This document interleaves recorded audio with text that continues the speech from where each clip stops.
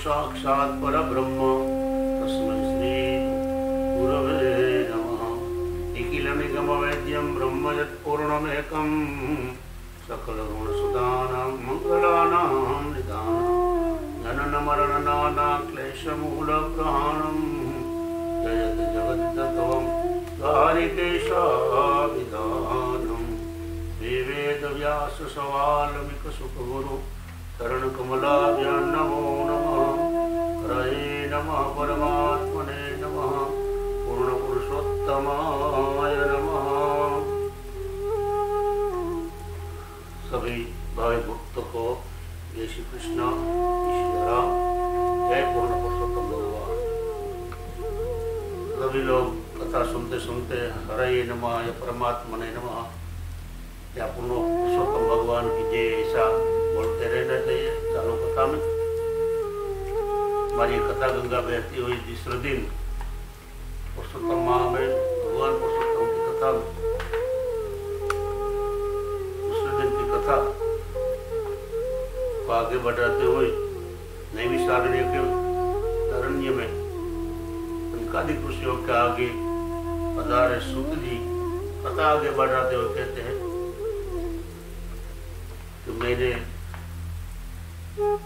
परीक्षित राजा को मुक्ति पाते हुए देखा। उसकी बात सुनकर सुखदेव जी का वचनों सुनने के लिए सब ऋषियों व्याकुल हुए, उसको आनंद हुआ। इतना बड़ा ज्ञानी होने के बावजूद बिना अभिमान सुखदेव जी हमें भी वाणी का लाभ दो। सौनक मुनि ने दोनों हाथ जोड़कर विनती की, हे सुखदेव जी, आपके पास देवी औषध है, उससे संसार का सभी दुखों दूर हो जाता। बाल तपस्वी सुखदेव जी के मुख से साक्षात वेदवाणी का भाषण है। उन वचनों को सुनने का मूल्य लावा हमें भी दो, हमें भी दो। आप ये पधार है तो हमारा सद्भाग्य है। आपने जो भी सुना हो कथा रूपी अमृत का रसपान हमें भी करवाओ। सुखदेव जी ने हास्य करते हुए कहा, ऋषि मुनियों, आप सब मेरी तरफ इतना पूज्य भाव रखते हो तो देख के मुझे आनंद होता है। मैं तो अल्पबोधी हूँ, आप जैसे ज्ञानियों का सत्संग से मुझे कथा कीर्तन पर प्रेम भाव उत्पन्न हुआ है। मैं अपने व्यास मुनि से मुख से सुनी हुई कथा सुनाता हूँ। एक बार नारद जी गंगा का किनारे पर आया हो नर नारायण आश्रम में पधारे तो भगवान नर नारायण को नमस्कार करते हुए कहा, हे भगवान, आप भूत भविष्य और वर्तमान के ज्ञाता हो, आप कृपा का सागर हो, आप सत्य स्वरूप हो, आप साक्षात नारायण होने के बावजूद तपश्चर्या करके लोगों को स्वयं और कष्ट सहन करने का बहुत दिलाते हो। आप मर्यादाओं का रक्षण करते हो, आपको मैं नमस्कार करता हूँ।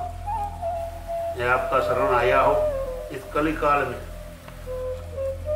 अपना ऐसा पुण्य से ही ये जगत का उद्धार हो रहा है। ये भगवान पुण्य और पाप के आचरनार ने उनका कर्म का योग्य फल मिलता ही है। सभी मनुष्यों उनमें से कभी छूट नहीं सकता है। नाथ, मैं मृत्यु लोक से आ रहा हूँ, आप मृत्यु लोक के मनुष्य को पर कृपा करो और उनका कल्याण हो। ऐसा कुछ सारा व्रत का सारांश मुझे कहीं सुनाओ।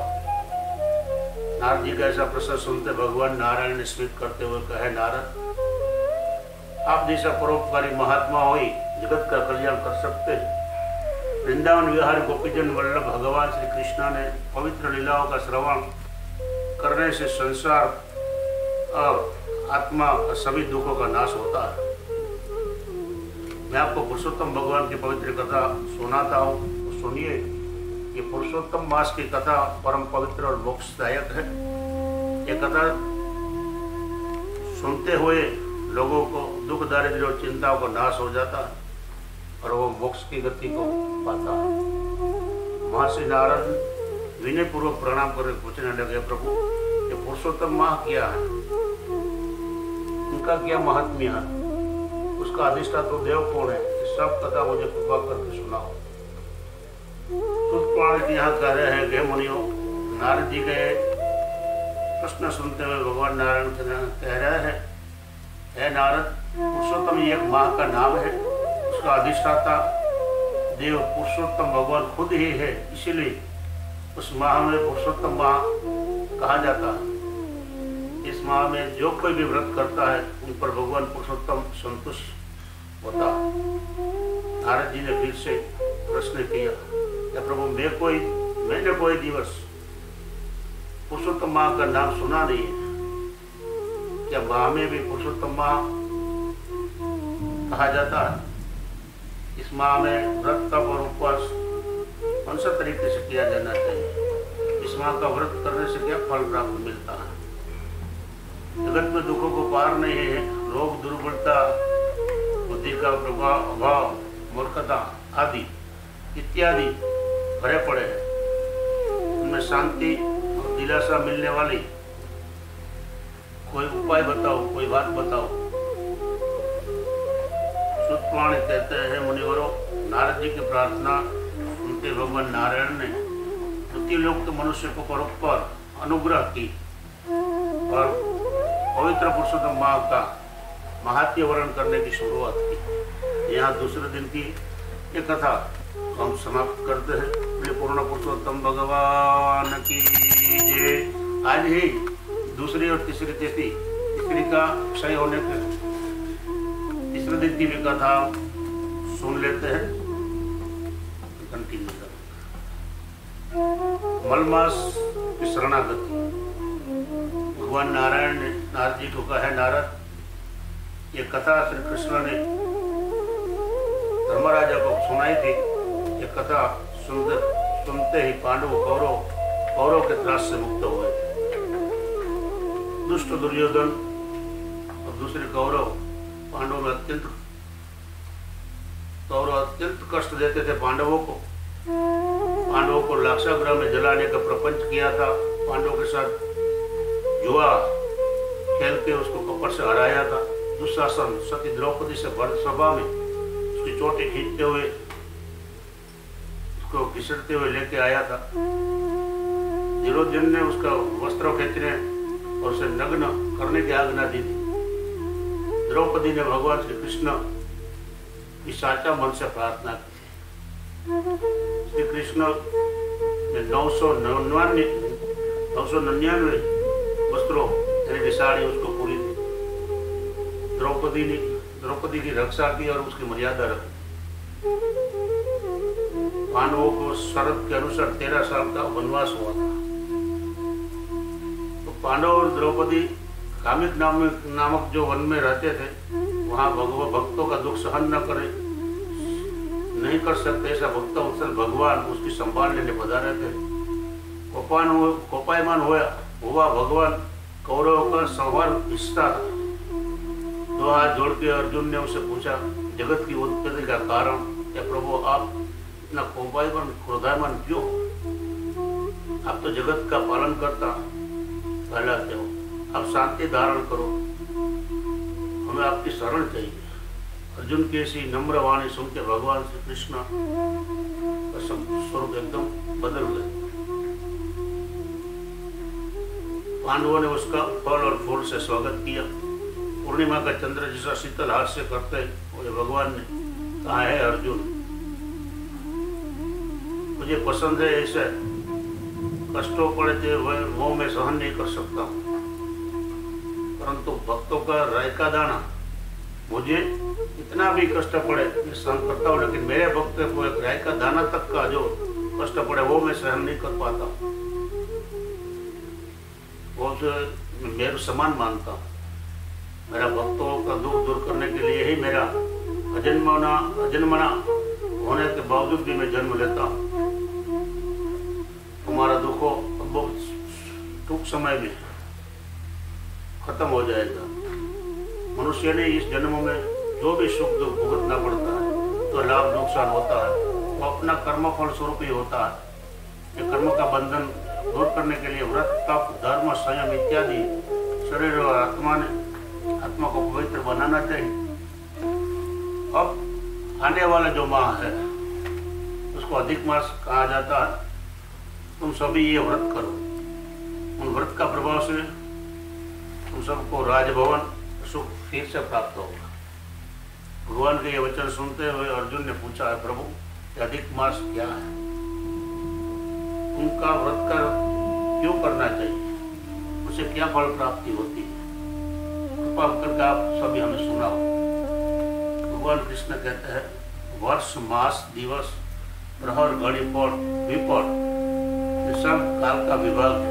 समुद्र नदी तालाब कुआ जरा इत्यादि जराशयों का विभाग है। इन सभी विभागों में अलग अलग देवताओं प्रतिष्ठित अधिष्ठाता है। सब विभागों में उनका देवों की कृपा से सुख मिलता है। कालावकाश से करे उनमें से अधिक मास का उमेरा होता है, मतलब अभी अधिक मास नामक एक माह प्रकट होता है। इस माह को कोई अधिष्ठाता देव नहीं है, इसलिए उसे कोई मल मास से या अधिक मास से पहचान लगता है। इस माह में सूर्य एक ही राशि में रहता होने से लोगों उसे निंदा पात्र मिलता है। उसे मलिन मान करके उसमें कोई सत्कार्य नहीं किया जाता है। लोग को उनको निरुपयोगी समझने लगते हैं। इसी तरह हरदोत हुआ ये माँ अधिक माँ एकदम निराश हो गया। कई बार उसको अपने खुद को आत्महत्या करने का मन किया। आखिर वो वैकुंठ लोक में मेरे पास आया, मुझे आंख में आंसू के साथ नम गया, दंडवत प्रणाम किया और अपना दुख कहने लगा। तब सब सोनकादि ऋषि ने कहा, हमें भी ये कथा जरूर कही सुनाइए। सुतदेव जी सुत मुनि ने कहा, श्री कृष्ण जी ने पांडवों को सुनाई और नारायण भगवान ने नारद जी की कही ये कथा मैं आप सबको कहता हूँ, आप सब ध्यान से सुनिए। पूर्ण पुरुषोत्तम मास से प्रत कथायां द्वितीयोध्यायः से पूर्ण पुरुषोत्तम भगवान की जय। तो कहने का मतलब है इस मास में माँ में जो भी बने इतना भक्ति भाव से भगवान को प्रसन्न करने का, और ये स्कीम वाला 1 का 1000 मिलने वाली ये स्कीम है। जो सद्भागी हो गए उसका लाभ लेते हैं और लेना ही चाहिए। ये सब नीति नियम के अनुसार ही सिद्धांत से जुड़े हुई कथाओं हमारे जीवन में उतरे, हमारी संस्कृति सुदृढ़ बनेगी और हमारी प्रकृति भी खिलेगी और हमारी संस्कृति भी। द्वारिकाधीश की जय, पूर्ण पुरुषोत्तम भगवान की जय।